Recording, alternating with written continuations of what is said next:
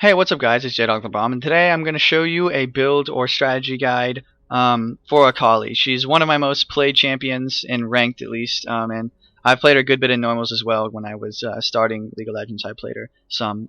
She seems like she's pretty broken. She also can be countered pretty easily. Well, not I don't know about easily, but she can be countered, that's for sure. But I'm just going to try to share some of my knowledge, everything. I've played her, like I said, for a while. And you can take it or leave it if you think it's a good, suggestion as what to use, build for her, or just strategy-wise, if you think it's a good idea, you can do whatever. But I'm just here to show you my experience with her and what I know and gained over the years of playing her, which I have played for a long time, like I said. Anyway, usually I like to start off with boots and 4 pots. Typically, you can start out with that. Or you can start out with a cloth armor and 5 pots, but I don't really like that as much because I don't really build the cloth armor into anything, so it's kind of a waste of money. Until late game at least, if you want. But so I usually go with boots and 4 pots, and it makes it a lot easier if you're going against someone like Ziggs that has a lot of skill shots. If you have boots, then you have added movement speed, and you can dodge some of the things easier. Anyway, I'm going to probably skip around a lot and make this video as short as possible and just share as much as I can in a little time as possible. So we'll skip a few things and we'll get into it. Alright, so once you get into lane, you're probably just going to want to your Q first, and then use that to poke them a little bit, as well as you can also farm minions. So basically you're going to do that until around level 3. So I'll speed it up a little bit until I get there. And if it's someone that you can poke down easily, go ahead and put your Q on them and poke them down a good bit. But if not, just kind of chill and wait till you get level 6, because that's when your power spike happens. So a safe way, if you want to play, is to basically farm until level 6. As soon as you hit 6, you can back and buy the items that you're going to try to work for, which I'll mention in a little bit. Or you can play really aggressive like I like to do, especially in normals.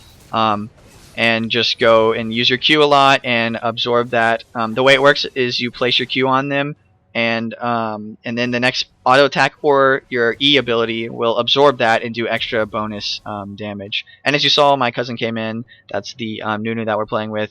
He was kind of trolling. He doesn't normally like to play Nunu jungle because he's not that strong, but he came in and he made it work. And as you can see, he has no items. So he's basically like a best person at Nunu. He can go in with no items and still get first blood, and then come to my lane and give me a kill.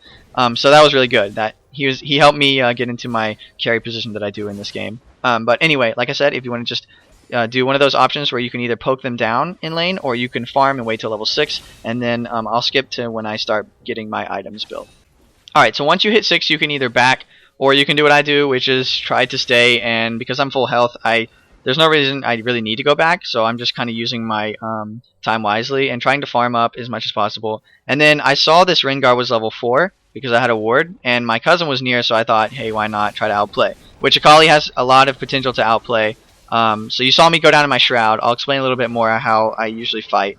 But that was a pretty lucky outplay I got there. They didn't play that too well, and I'm really used to Akali, like I said, so it's easy to play really well with someone you've used a lot. But anyway, when I go into a fight, usually or almost always you're going to want to hit with your Q first, and then you're going to want to lead with dash from your R, and you're going to want to probably absorb the shock with E because it's a longer range, so you save a little bit of time, and you can also auto attack it to absorb it, like I said, if you need to. But then basically after you do that, you're going to want to hit into your Shroud, unless you feel like you don't need to. I usually do it anyway because then they can't see you and you're not going to be losing any health. So you're going to Q, and then you're going to jump to them with your R, E to absorb the Q, and then probably go into your Shroud and just save some time. Think about some things. And then from there you can, when your Q is back off cooldown, use that again, use your ult again. Everything's on a really low cooldown for Akali, so that's crazy. That's why she just seems like really broken sometimes, like I said. But that's a pretty good way I like to go into fights. And anyway, let's skip to some other things so that it's not too long of a video. Alright, so another thing that you can do with Akali to get really fed if you're having trouble in lane is roaming, which right now I'm roaming, but I don't really do anything with it. Especially bot lane, if you want to roam bot lane, it's a really good way to get some kills.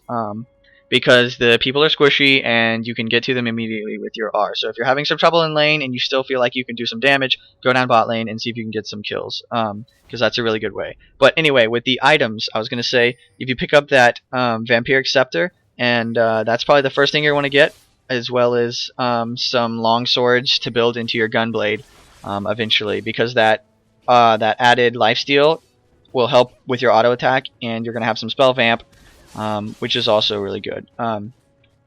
You'll see her burst damage is really high. When you throw the Q, you'll throw the Q and then dash onto him and absorb it with the Q. E, and then you can get out. So you saw that was a pretty high burst.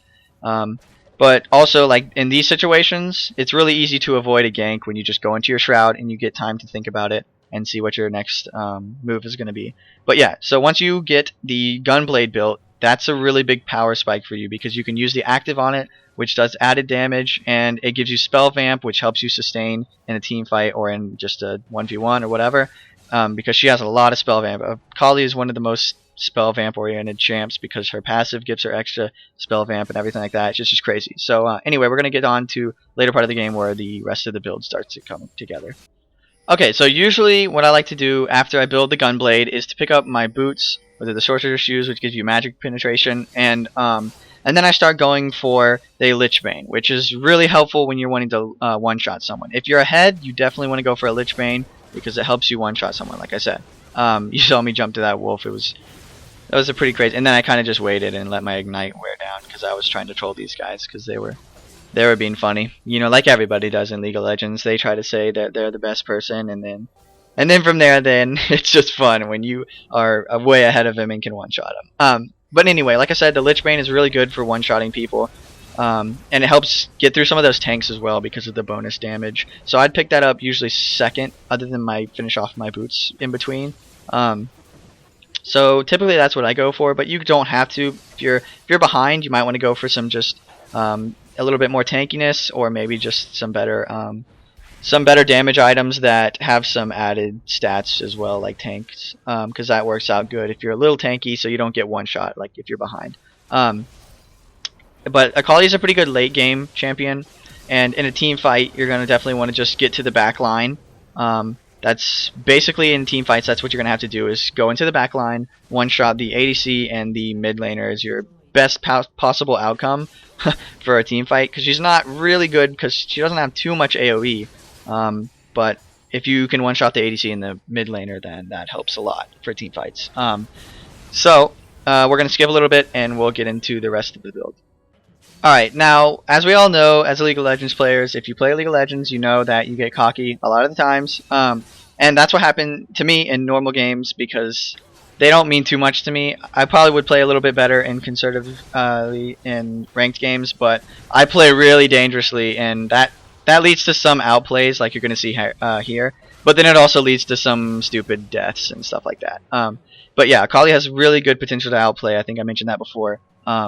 Just if you play her right, and she has a lot of spell vamp, so it can be deceiving. But then you can also fool around and like I flash here and like just basically spam everything and mash my face on the keyboard.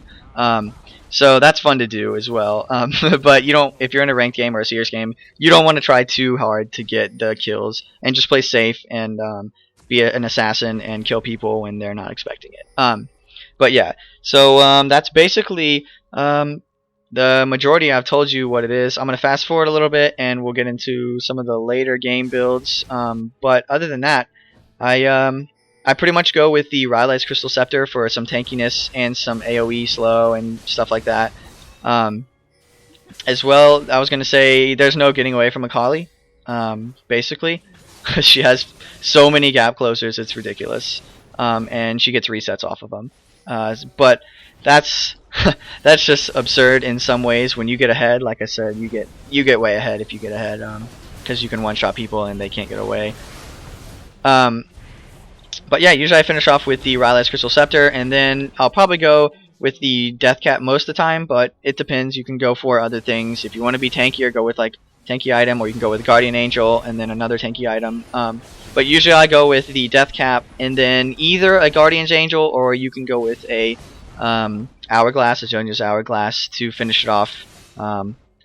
because that helps in team fights. If you're if they're getting focused really hard, you can pop your Zhonya's and then also use your Shroud, and it helps a lot because you live a lot longer, which is obviously good. But yeah, that's basically the end of the build. They AFK'd. The Talon did anyway. But you saw I one-shot that guy pretty fast, as well as them. So she's really fun to play, and if you follow the build and some of the strategies and just play her a good bit and get used to her, then you should see some success, and that she's pretty cheap in some situations. But yeah, I hope you enjoyed the build video, and I hope it was useful in some way at least, that you learned something. But thanks for watching, and if you have any questions or comments or just anything you want to ask me, you can post them in the comments, and I should be able to answer them pretty quick. But yeah, if you follow the build, you should see some success, I hope. Otherwise, this build video is completely useless. But yeah, so thanks for watching, and I will see you in the next one.